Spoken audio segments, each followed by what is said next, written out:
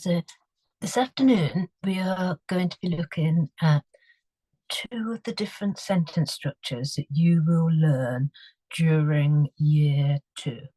And before we start looking at the sentence structures, let me just share with you the language that I am going to be using so you understand the words that we are talking about, okay? So this afternoon we are going to be using the term a main clause. We're going to be using the term a phrase, and these are bits of sentences. Okay, we will also be using the words a subject, a verb, and an object, and they are certain parts within a clause, and we will look at those as we progress through the afternoon. And then we will be looking at coordinating conjunctions and how they are used in specific types of sentences, and the two different sentences that you learn about in year two, your simple sentences and your compound sentences. Now, the first thing that we are going to look at are phrases, and phrases are they're small groups of words. Okay, now they don't make complete sense on their own. They need other bits of a sentence for them to make sense. The important bit that you need to know about most of the types of phrases are that they do not contain a subject and they don't contain a verb. Okay, so there is no person and there is no action in them. And usually our phrases, they are used to show where something is. So on the table, or in the sunshine, or through the park. So those are phrases that show where something is. After lunch is a phrase that shows when something is happening. So the phrases that we are looking at today are the where and the when phrases, and there might also be one or two phrases that they add a little bit more information about people. So it might be a noun phrase that describes a person or it describes an object, okay? Now, those of you that have a sheet in front of you, hopefully you have these 4 sentences on your sheet, okay? And my first sentence, the boys played in the park, okay? And if I look at that sentence, I can see that the boys is telling me who is playing. So the boy is the subject, okay?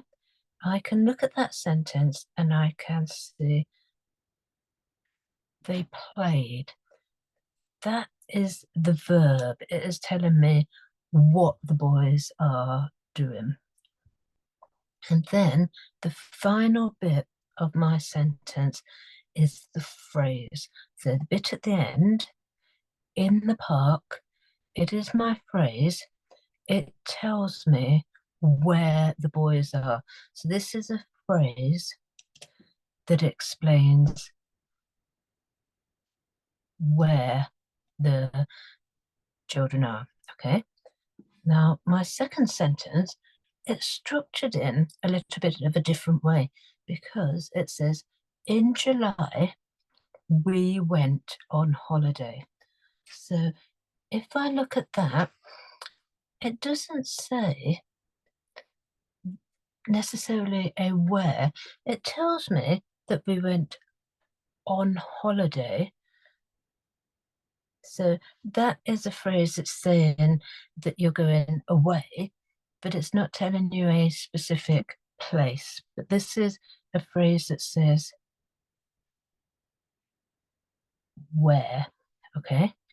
And the other phrase in this isn't a phrase that tells us where, it is a phrase that tells us when. And if I look at this, I can look at the beginning of my sentence here. It says in July. So that is a phrase. And that is telling me when. It's saying when they went away. Okay, so most of these are the wheres and the whens. And could I just ask if anyone has your chat box open, can you please close it because it's going to affect what we're able to highlight on the screen. Okay, now the next sentence is slightly different because our phrase here, my auntie is the lady with all of the cats. The bit that tells us more about my auntie is the phrase. So this bit here, with all of the cats, is the bit that tells me more about my auntie. So this bit here is a phrase and it is adding more detail about the character. Okay, and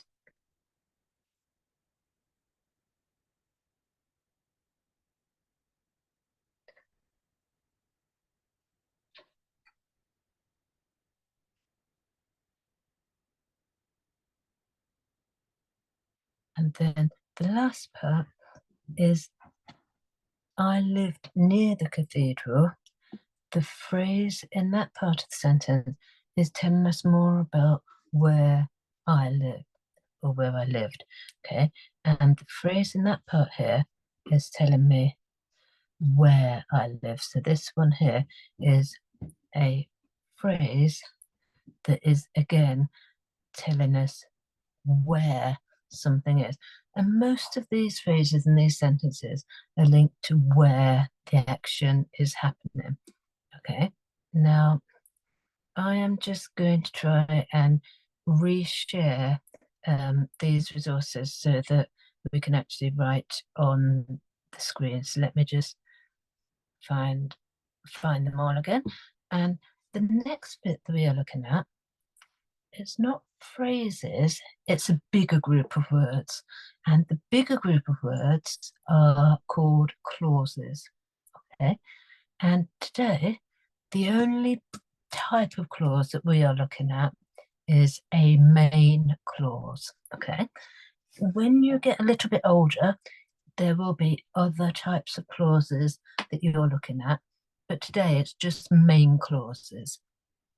And main clauses, they have several different names. Okay, so it is called either a main clause or an independent clause. And main clauses or independent clauses, they are also called simple sentences. Okay, and with this main clause, it has to have a verb, so it needs an action in it, and it must have a subject, so it needs someone doing the verb. Now, let me move to the next screen. Hopefully, if you have a bit of paper, you will have these sentences on your bit of paper. And what I would like you to do is circle the verb. Okay, that's the easy bit. So find the verb. What is the action word in the sentence and circle it on your sheet. Okay, so looking at the first sentence, the children played football. What is the action? What is being done in that sentence? Okay, and let me just change my pen. So in my sentence, played here, this is the verb, this is what is being done. And now I am going to underline the subject, okay? And the subject is the person that is doing the action. So the children played football. In my sentence, it is the children that are doing the playing. So this bit here, the children, they are the subject. Okay, so I'm going to underline them, and I'm just going to put a little note, subject. And in this first sentence, there is also an object, and the object is the thing that the children are playing. So in this sense, the children, they are playing football, and the football is what they are playing. So that would be the object. Okay, and most of the simple sentences in English would follow a subject, a verb, and an object structure. Okay, so moving on to the next one. Mark ate the pizza. Circle your verb. What's your verb? Have a look at your bit of paper. What is the action that is being done? So Mark ate pizza. The ate is the verb, it is what he is doing. Okay, now looking at that sentence again, what is the subject? Who is eating it? So like Mark ate pizza. It is Mark that is eating the pizza. So Mark is my subject. Then looking again, Mark ate pizza. What is Mark eating? He is eating pizza.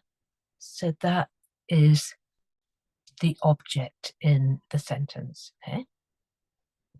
Now, the next sentence is a little bit strange because he broke the plate. Have a look at that sentence. What is your verb? Okay, circle your verb. He broke the plate. Let me change my pen. And in that sentence, broke is the verb. Now, this particular sentence, he broke the plate. Who has done the breaking? It isn't someone's name. We've used a pronoun for it. So he is the subject.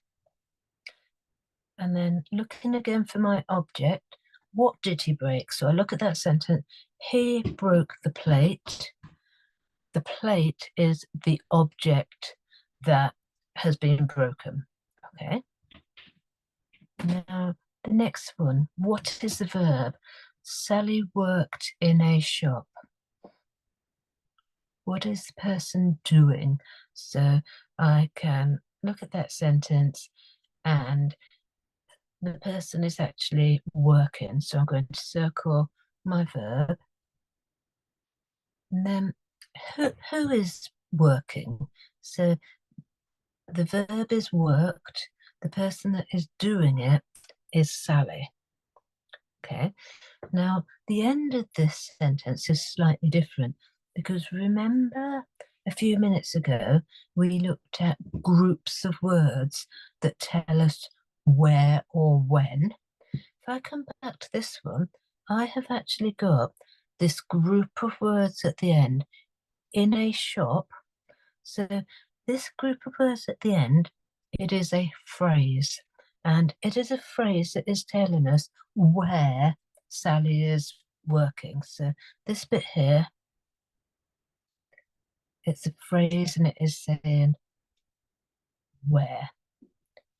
Now, our next sentence is a bit of a more complicated sentence. So just have a look.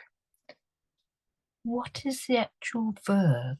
So in July, the family went on holiday to Italy. So we've got lots of information about where the people are going, but looking really carefully, the actual verb in this sentence is that they went. Now, I need to read this sentence really carefully because I need to find out who went. So in July, that's not telling me who. In July is our phrase. but it's not saying where, it is saying when. So this bit at the beginning is a phrase that is saying when, okay?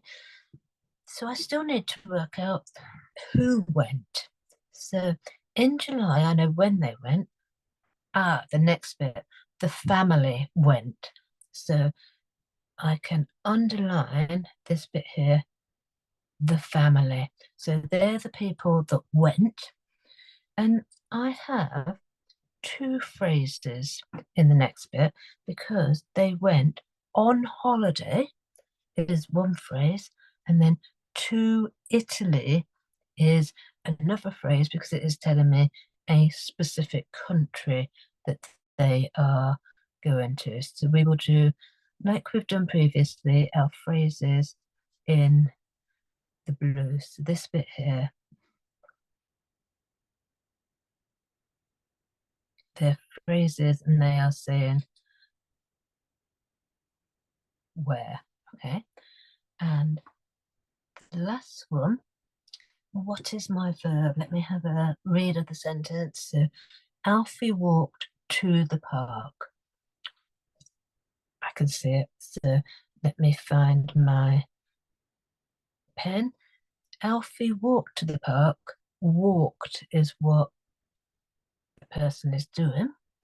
And looking at this sentence, Alfie walked. So it must be Alfie that is my subject because he is the one that is doing the walking. And then we have that phrase again at the end.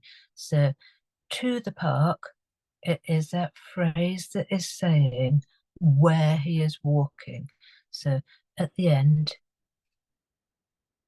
it is a phrase that shows where he is going to. So he's going to the park, he's walking to the park. So I will save this bit so that you have the answers about your main clauses, okay? So our main clause, it's one bit of information and it makes complete sense on its own. It has a subject and it has a verb, and sometimes it will have the object, sometimes it will have a phrase or two phrases to give you more information. Okay, so let me just save that because moving on from the main clauses, the next bit that we are going to look at is another word that I think you might have already learnt at school, conjunctions. Okay, and the conjunctions, there's two different types of conjunctions. Today, we are only looking at coordinating conjunctions, okay? And they have three different uses. They can either join words together, they can join phrases together, or they can join clauses together. And we will have a look at how they do each of these things as we work through the slides. And in school, you will learn fanboys, okay? There are 7 conjunctions that make up the coordinating conjunctions. And some of you might have seen that poster. Some of you will have seen that in school. To help you remember the coordinating conjunctions, we remember fanboys. So for, and, nor, but, or, yet, and so. They are the 7 coordinating conjunctions.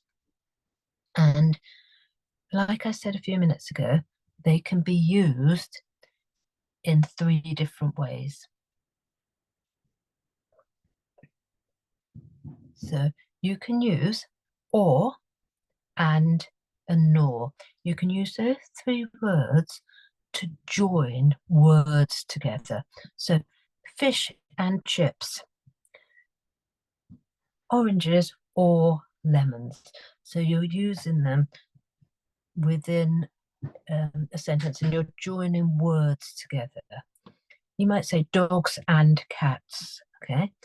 Hamsters nor gerbils if we're talking about something you're not allowed, okay? You cannot eat sweets nor crisps. So you're given lists of things that you would join words together. The other thing that they join phrases. And with your phrases, you can have but, or, and nor again. And if you look at this sentence here, she likes to eat fruit but not vegetables. And let me just change colour so that you can see what I'm writing. So you've got the but here. It's joining the phrases. So she likes to eat fruit but not vegetables. Okay. She has no time for football nor watching television. And you can choose between walking or riding your bike. So you've got phrases that are joined with the but, or, and nor. Okay, so you've got those phrases. Now, what we are learning about today in particular is using these coordinating conjunctions to join two main clauses together. And remember what we were saying earlier, a main clause, it has a subject and it has a verb, okay?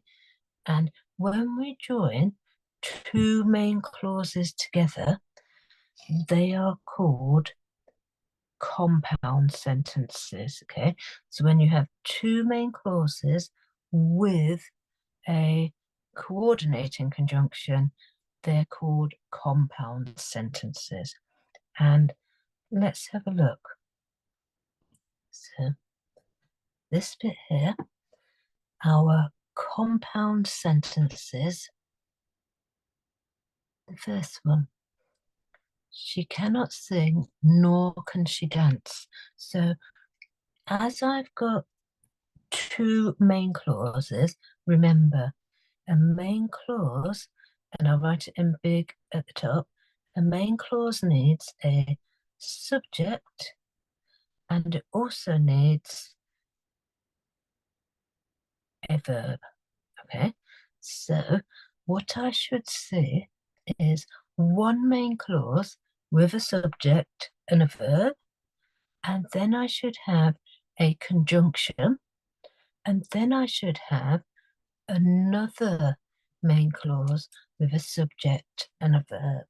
So let's have a look at that first sentence. She cannot sing, nor can she dance. Right, my subject. In this one, it doesn't have a name. So my subject is she.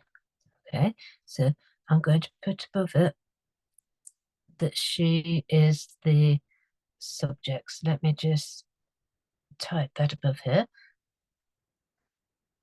So that is my subject. Now,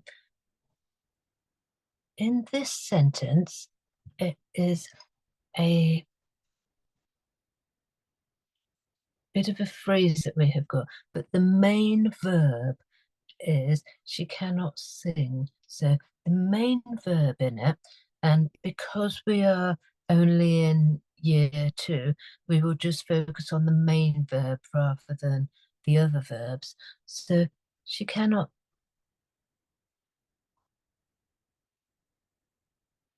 sing. We're talking about her ability to be able to do something, and we are going to say that sing is what she is doing, okay? And I have got then, after she cannot sing, I have got a conjunction, and it's one of my fanboys conjunctions, and it is the nor. So this bit here is showing that I'm moving on to my next main clause. So I've got a conjunction,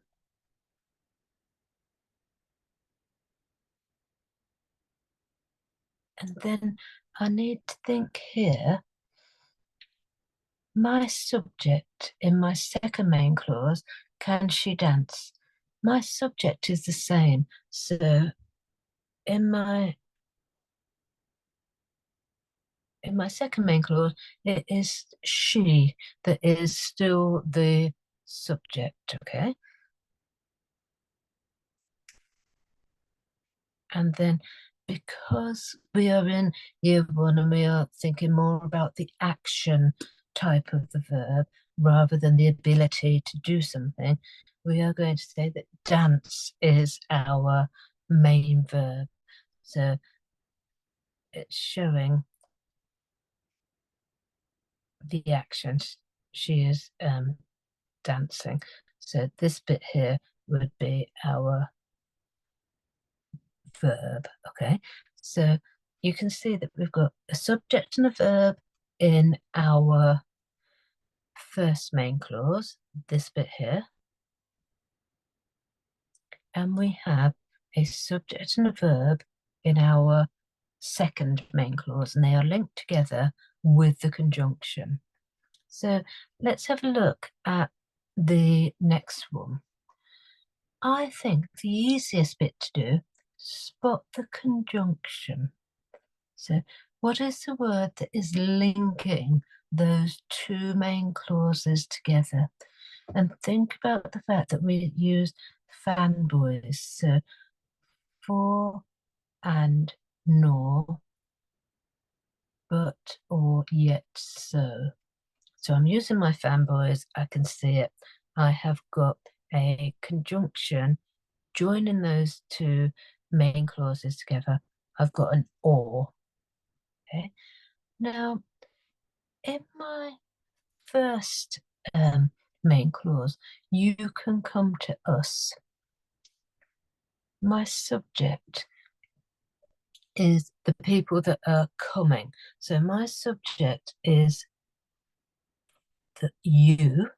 So that is my subject at the beginning of the sentence. And because we are only year two, we're looking for the main verb there. And my main verb, you can come. Okay, so that is my verb. And then I've got my conjunction. So this bit here that we have just looked at, you can come to us. That is my first main clause. And now I'm looking at my second main clause here, or we can come to you. Now I'm looking at that and I can see that the verb is the same because the sentence is repeated a little bit. So let me highlight my verb can come. And looking at that, you is my subject in the first main clause, but in my second main clause, it's a different pronoun that is my subject because we can come. So we in the second main clause is the subject, okay? And then looking at the last the sentence underneath, I wanted to go to the zoo, but she didn't want to. Now, can I find my fanboys conjunction so I can spot where my main clauses are? And fanboys, for and nor, but or yet. So I've got it. I've found the but. So I'm going to colour the but there, and then I need to look at my first main clause. So I'm going to put the box around it again so I can look. I wanted to go to the zoo. Now, I've got two verbs in there, and I think that we need both of them for it to make sense. So my verbs, if you've spotted them, I wanted,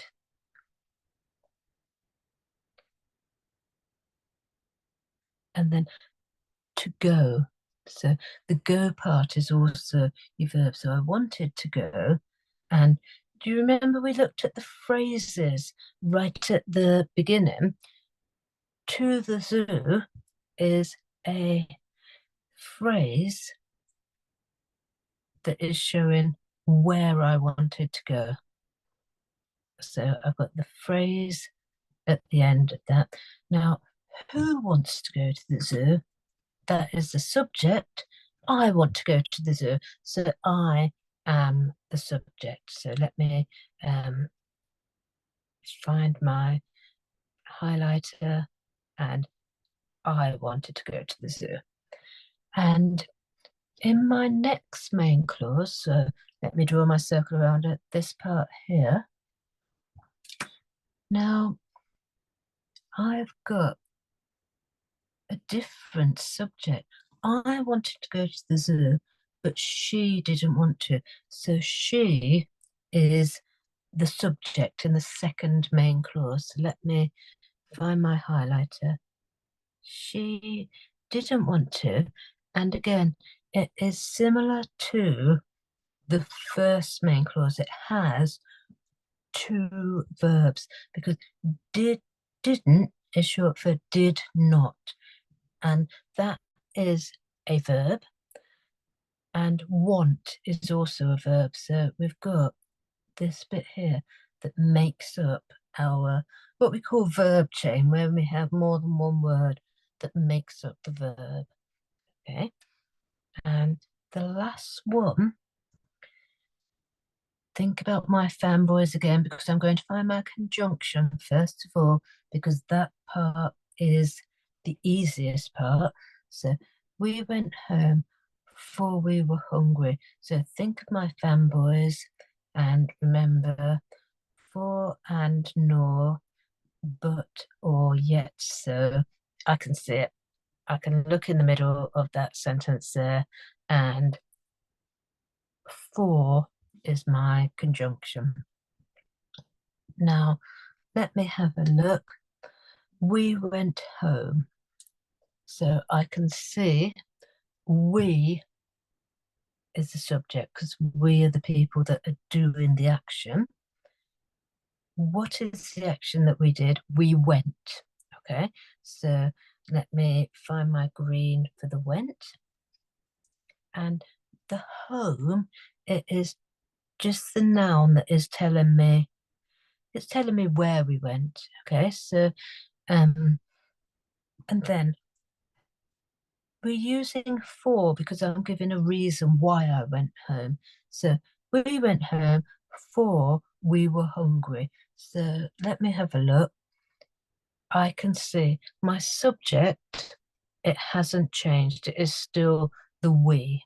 Okay. We were hungry. I am using a linking verb. So I am linking the we to the hungry. So were is my verb. Okay, so this bit here is my verb. Now, what we need to be careful of with sentence structures is if I said she ate fish and chips, full stop. Okay, if I have got that, let me just make it a bit bigger there. She ate fish and chips. Is it a compound sentence? Or is it a simple sentence? Because what I need to think, and this is where English gets really confusing, I still have here, I have a subject. Who is eating the fish and chips? She is, okay?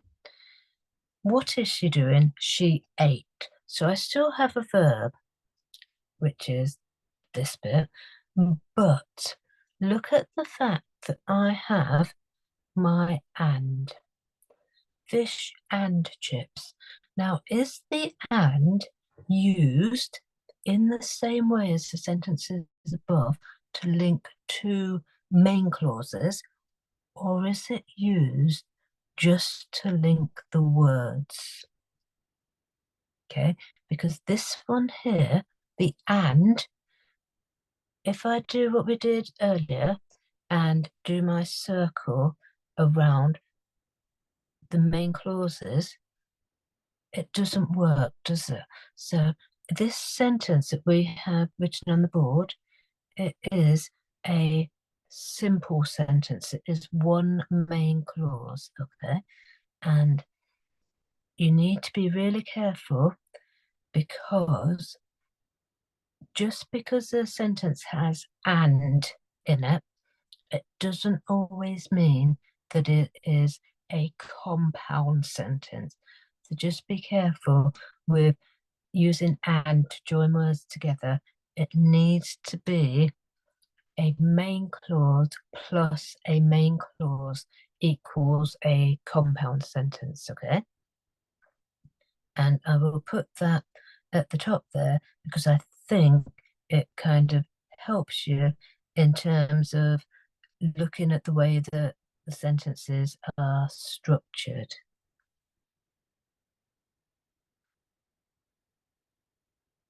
So a main clause and a main clause equals a compound sentence.